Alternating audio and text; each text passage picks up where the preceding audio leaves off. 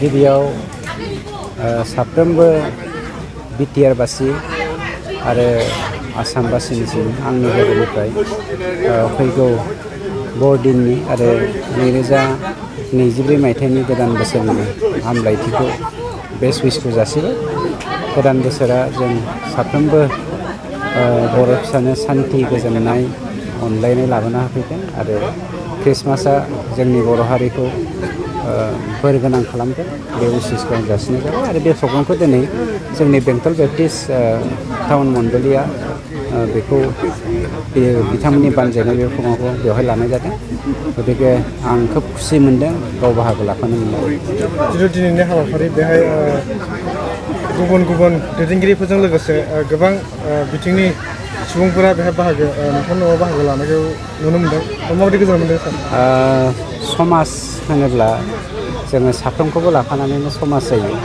गतिके समाजनि जिखुनु हाबाफारियाव जोङो खुनु राजखान्थि धोरोमखान्थि बेफोरखौ डिफारेन्सियेसन लाबोआलासिनो जोङो बाहागो लायो। गतिके बेबो बेनिनो मोनसे खोन्दो।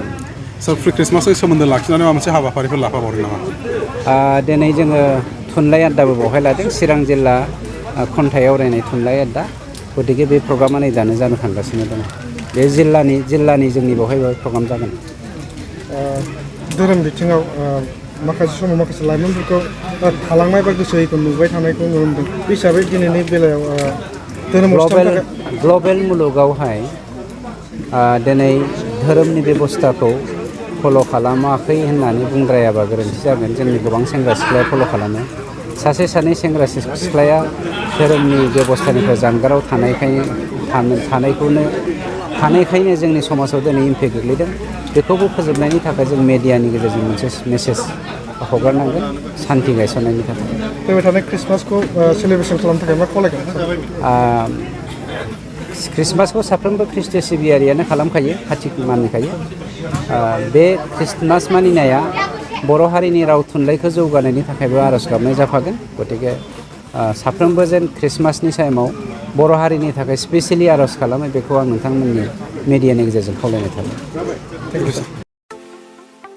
सना रुफा आरो हिरानि जुवेलारि गाननो मोजां मोनग्रा सुबुंफोरनि थाखाय गोजोनथाव खौरां।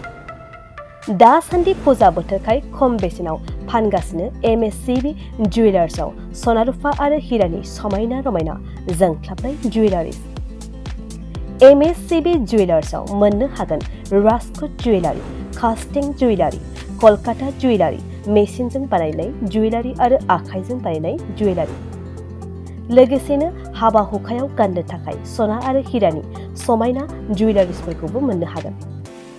MSCB जुवेलार्सआनो दं क'क्राझार सहरजों नांजाबनाय क'क्राझार रेल गेटनि साखाथि वार्ड नं 5 बिबेकानन्द फर्टआव। MSCB जुवेलार्सजों थोंजोङै जगाजग खालामनोबो हागोन 9954273079 जानबुं अनजिमायाव।